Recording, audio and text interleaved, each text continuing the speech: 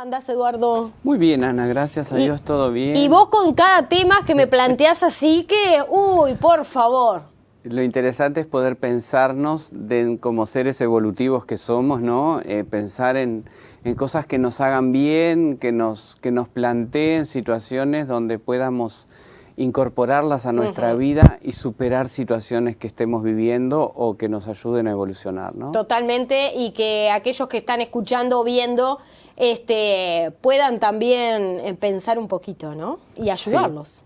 La doctrina espírita, con esa propuesta consoladora, enriquecedora en cuanto a todo el conocimiento que nos brinda a través de los espíritus que se comunican con Kardec, cada una de las situaciones que vivimos en la vida tienen un porqué y un para qué. Y hoy vamos a plantear el tema de la culpa, porque la culpa es algo que todos en algún momento sentimos y forma parte del proceso evolutivo del ser, ¿no?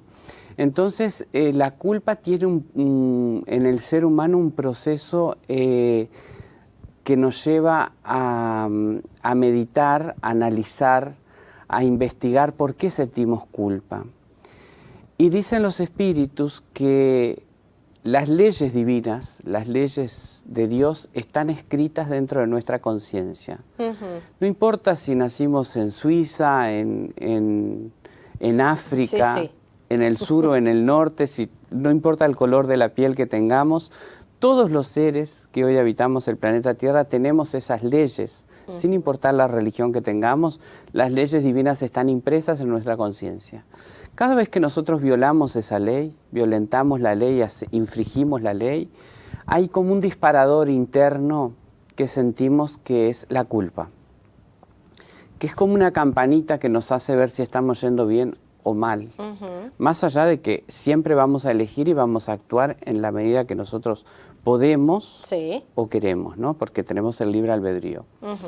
Entonces, ¿qué pasa? Cuando nosotros naturalmente infringimos esa ley, suponete, por ejemplo, vamos a poner un ejemplo, matrimonios hoy, ¿no?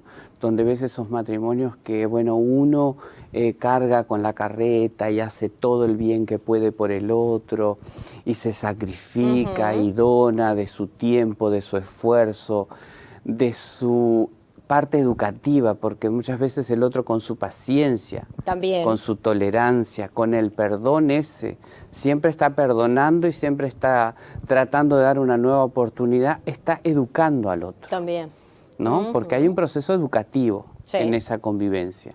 Está educando al otro, le está dando todo lo mejor y el otro sigue dándole todo lo peor que tiene. Y elige darle lo peor y continúa entonces con esa actitud de intransigencia, de terquedad, y no aprende del otro y sigue así. Bien, cuando ese desencarne en algún momento, o cuando pierda en esta misma vida, o sea, cuántas personas se separan y dicen, ay, ¿por qué no valoré lo que tenía? No pude verlo en el momento, tenía todo, tenía una familia, tenía hijos, tenía una esposa que era con determinadas condiciones y no lo pude ver, ¿no?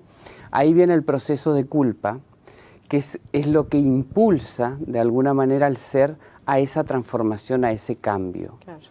Entonces, la culpa como proceso rectificador en la vida es muy interesante.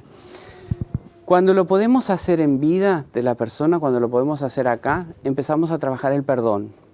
El perdón al otro y el perdón hacia nosotros. Es un autoperdón, ¿no? Siempre que perdonamos al otro nos estamos perdonando a nosotros. Y nosotros somos los grandes necesitados del autoperdón. Cuando nosotros somos rígidos e inflexibles frente a determinadas situaciones, de la misma manera actuamos con nosotros. Porque la vida es una siembra y una cosecha. Permanentemente nosotros estamos sembrando. Nosotros decimos, la siembra es libre, la cosecha es obligatoria. Y es así. Con todas las situaciones que nosotros hacemos, nosotros recogemos. Si yo te ofrezco un limón ácido, yo voy a tener que probar en algún momento el limón que yo te estoy ofreciendo para ver qué es lo que vos sentís en ese momento.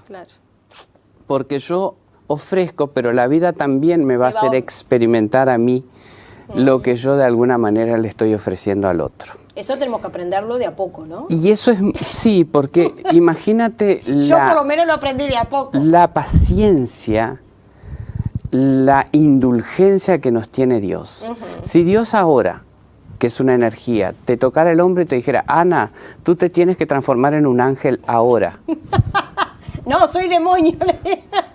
Imagínate si te exigiera esa transformación de un momento para el otro, sería terrible, porque si Dios fuera inflexible, hoy sería una carnicería, que viniera y nos tomara a todos sí. Los seres humanos, nos tomara el comportamiento que estamos teniendo. Nadie llegaría a ese proceso al cual estamos destinados, que es la angelitud. Entonces, dentro de ese proceso está la tolerancia y está la indulgencia que cada uno puede llegar a tener con el otro. Claro.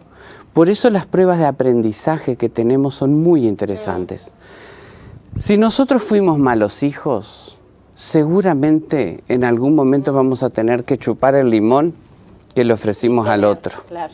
Y vamos a tener que experimentar ese hijo que nos hace también trabajar porque solamente nosotros, cuando vivimos una experiencia en carne propia, podemos entender al otro. Así sucede con el dolor. Nosotros en la doctrina espírita siempre decimos que Jesús nos plantea ese modelo guía a seguir dos caminos, el del dolor y el del amor. Generalmente nosotros, por nuestra terquedad y por nuestra indisciplina frente a las leyes, nosotros elegimos el del dolor. Claro. Cada vez que nosotros hagamos sufrir a alguien, en algún momento la vida nos va a pasar factura y nos va a hacer sufrir de la misma manera. Claro. Si yo en esta vida, por ejemplo, somos socios y te quito tu patrimonio, como sucede, ¿no? Muy socios, familia, también que son socios dentro de un matrimonio, y uno sale en desventaja porque el otro lo embroma. Y se hace... Imagínate que en algún momento, bueno, la persona va a desencarnar, va a tener que mirar y va a decir, pero qué mal que le hice a Ana, qué horrible, cómo la embromé, que era mi socia, y yo le hice tanto daño y me quedé con todo el capital ese. Seguramente en la próxima vida yo voy a tener que experimentar el dolor que tú viviste. Y por eso hoy podemos entender determinadas situaciones que nos pasan en el cotidiano, en nuestras vidas, pérdidas materiales, hijos difíciles, parejas difíciles. Porque seguramente nosotros eso ya lo generamos al otro. Y la vida nos está dando la oportunidad de experimentarlo en carnes propias para que nosotros, hoy, mirando esa situación que estemos viviendo, tengamos la conciencia de saber que estamos sanando, que estamos reparando. Tenemos que ser muy sinceros también, ¿no? Sí, la sinceridad y saber que Dios no nos castiga, Ana. Dios es una inteligencia que solamente quiere nuestro bien y nuestro progreso. Entonces, cada una de las situaciones que se nos presenten siempre van a ser para nuestra evolución. Claro. Si no tuvieran un 100% de aprendizaje productivo para el ser, seguramente Dios lo quitaría, no estaría. Entonces, cada una de las situaciones que nosotros estamos viviendo hoy, que nos generan culpa, tú ves la culpa presente en muchas relaciones, situaciones que vos das y decís, y das y decís al otro, pero yo no puedo entender, ¿hasta cuándo vas a seguir siendo condescendiente con esta situación? ¿Hasta cuándo vas a soportar esto? Y nadie puede saber el proceso interno del otro, porque a veces son espíritus que son milenarios y que vienen de una y otra vez reencontrándose y no logran ese proceso de perdón, o esa persona sigue haciendo lo mismo, porque no siempre tenés que reencarnar con el mismo. En el caso de la señora que hablábamos, que dio todo lo mejor y todo lo bueno y el esposo fue un ingrato y hizo todo lo contrario, ella no va a volver con él. No tiene, ya está, ya cursó. Él sí va a tener que volver con una persona similar a lo que fue él, porque nosotros regresamos con personas similares a lo que nosotros hicimos mal. Porque nosotros tenemos que tener una relación espejo y ver en el otro lo que nosotros le hemos hecho a los otros. Porque si no, ¿cómo aprendemos? Lo del limón, ¿no? Sí, si sí, yo sí. te ofrezco el limón ácido y yo no me lo pruebo y te veo haciendo cara fea, digo, ¿Y esta qué hace? entonces la vida es muy interesante como nos devuelve aquellos que nosotros le damos.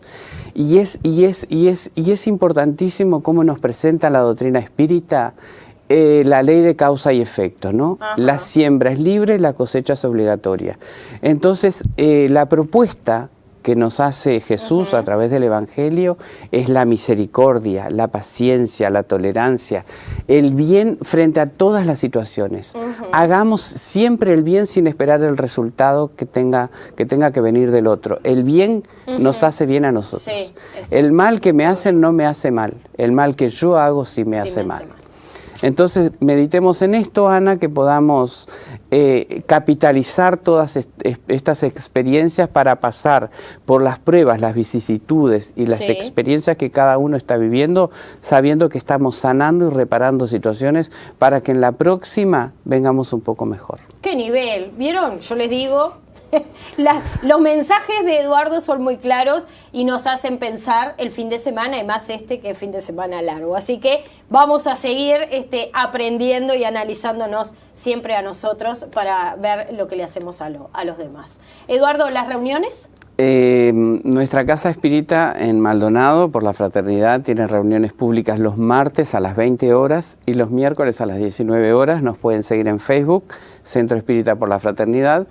Y la página nacional de la Federación Espírita Uruguaya la buscan en Facebook y también acceden a las casas que hay en Uruguay.